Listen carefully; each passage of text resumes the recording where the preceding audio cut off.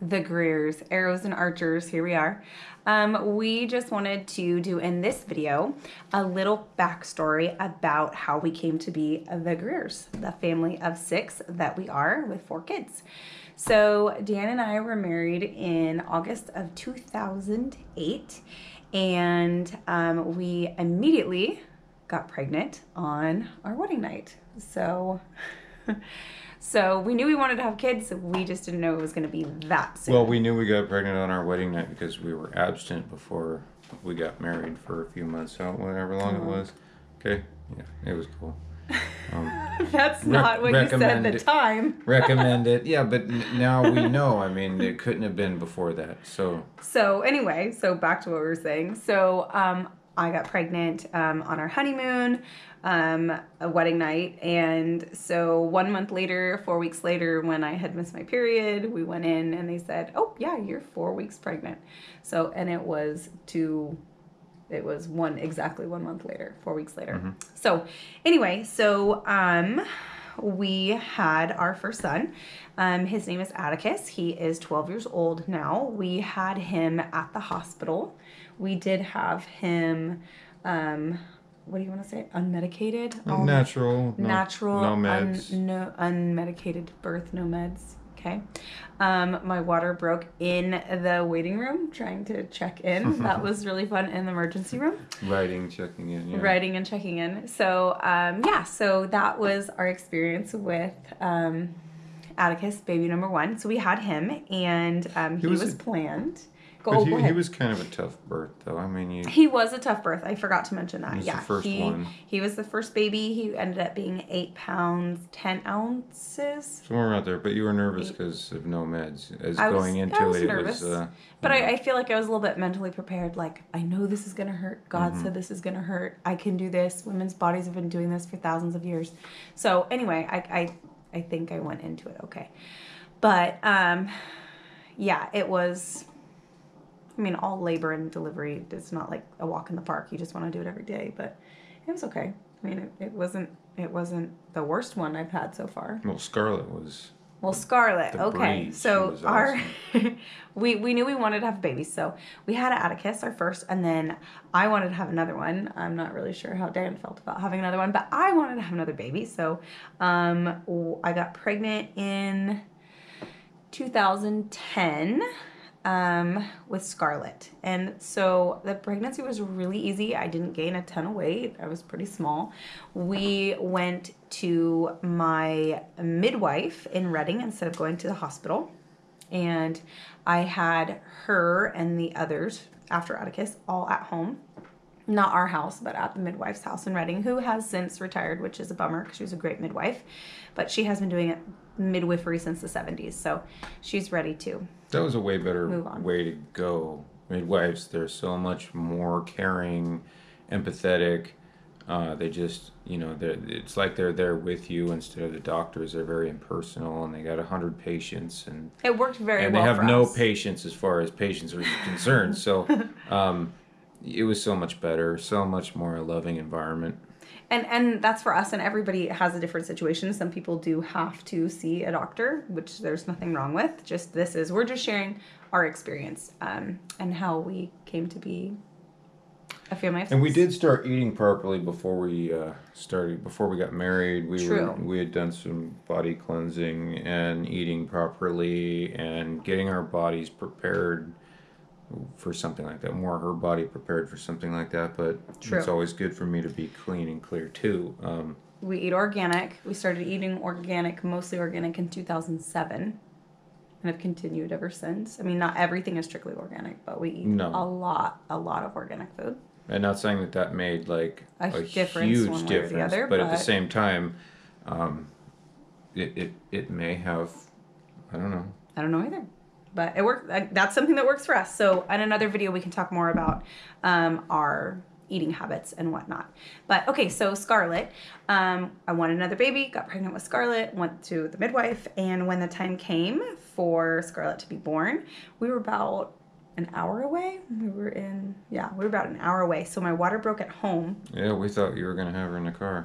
Yes. So by the time we got to the midwife, I was like, I can feel something down there, but I didn't want to freak him out because he was driving literally like somebody that you would see on a movie. Like, no joke.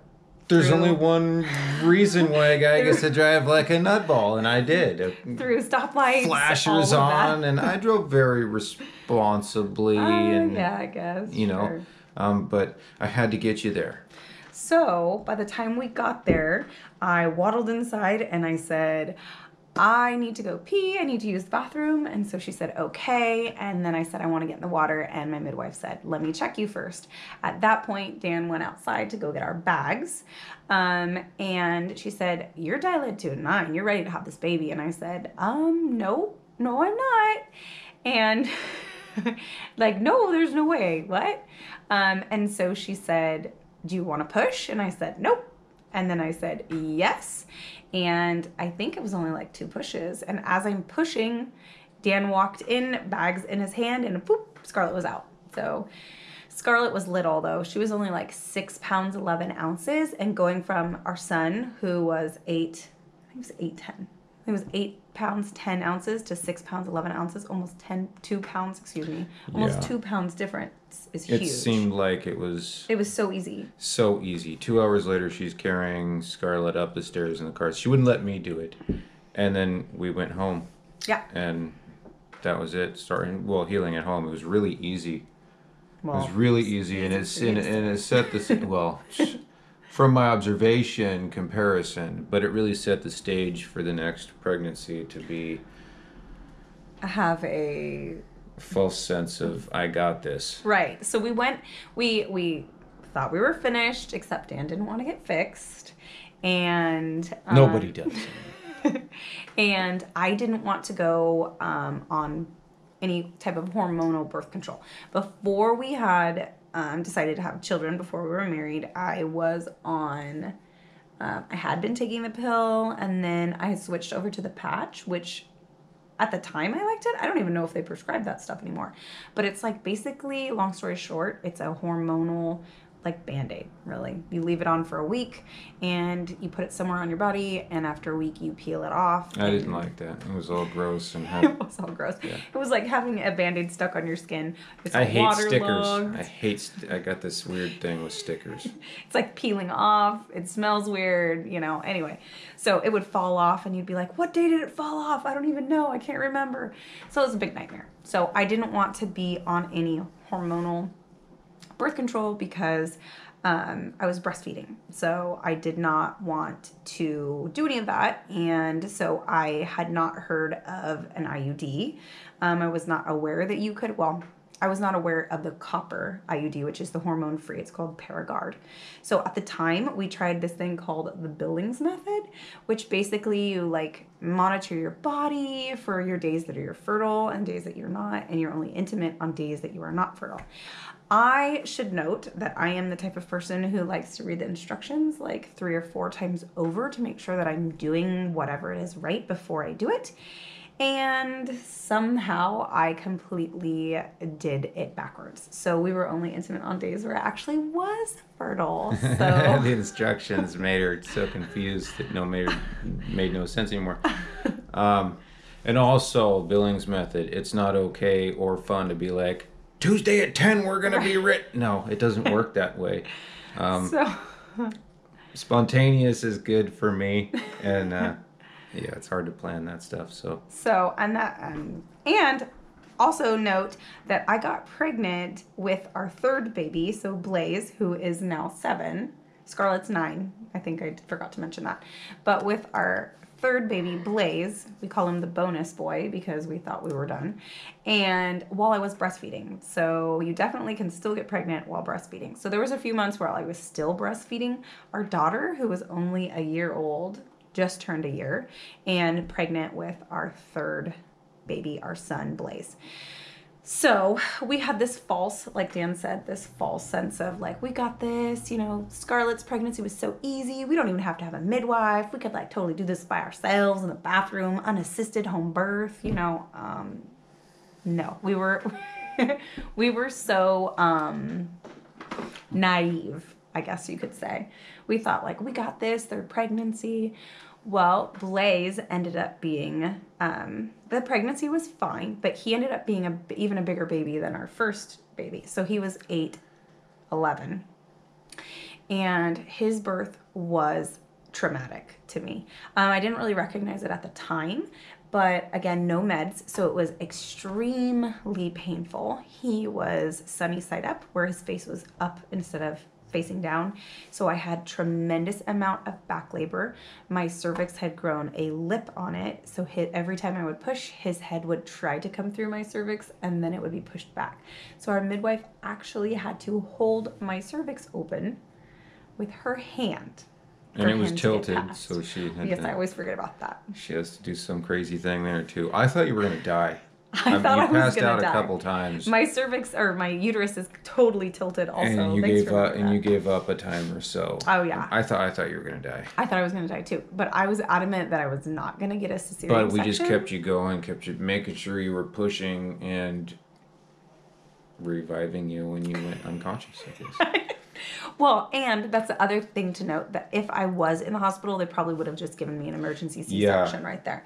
But we got through it. The midwife, it's not just her. She also Try had to helpers. get through it if you can. The scars are not pleasant for probably either. But again, this is just our experience, and everybody will do, what they need to do for the safety of themselves and for their babies and what is best for them. Yeah, safety is always important. This is just what was best for us. So, so Blaze was born, and it was so bad that I was like, I can never do this again. And so much so that Dan said, do you remember what you said? Dan said, I will never do this to you again. Oh yeah, I said I would never do that to you again. I did say that. So that was really traumatic. And they say that you forget the pain of childbirth. I didn't forget that pain with Blaze. That was almost unbearable. Like, I couldn't handle it. Okay. However, Dan still didn't get fixed, right, Daniel? Absolutely not. He still didn't get fixed after all that. So, and I still didn't want to go on birth control, hormonal birth control, because I didn't want the hormones and I didn't want them in my breast milk while I was breastfeeding. Mm-hmm. Constant state of breastfeeding. I think I breastfed straight those 3 kids for 6 years. There might have been like a couple months where I had to take a break, but then I was pregnant. So it was either breastfeeding or pregnant, I think pretty much for 6 years straight, with maybe the exception of like a couple months in between there. Okay, so finally we're done, right? So we're done having babies. I did some research. I learned about the copper IUD, the Paragard. Mm-hmm. And I got that installed or put into place, or whatever you want to call it. Maybe not installed, what do you say? Inserted? I don't know what they... Were you Rosie on the Jetsons? Whatever. It's installed. Installed. Anyway, I had that, whatever you want to call it, put into place when Blaze was little, like 6-8 weeks old, because I knew like, okay, we're done. They said it would last for 10 years. There's no hormones. It's as effective as male sterilization. So I thought, okay, well, if he doesn't have to get fixed, heck, man, we're done. So fast forward 5 years later, and October 2018, I missed my period. And I thought, well, that's weird. Now, I know... she was freaking out. I told her, hey, let's just go take a pregnancy test. It'll say negative, and you can just put your mind to rest. And it was a Friday night. I remember that very vividly, because after I peed on the stick and I saw the positive test, not only did I say a whole bunch of bad words and called Dan into the bathroom and said, I'm pregnant. And do you remember what you said? I'll mutilate myself. Dan's immediate response is, I'll get fixed. So I was remembering Blaze. I was like, yeah, we were completely, I don't know, a wreck. Like, yeah, if it's anything, we were praying for a girl.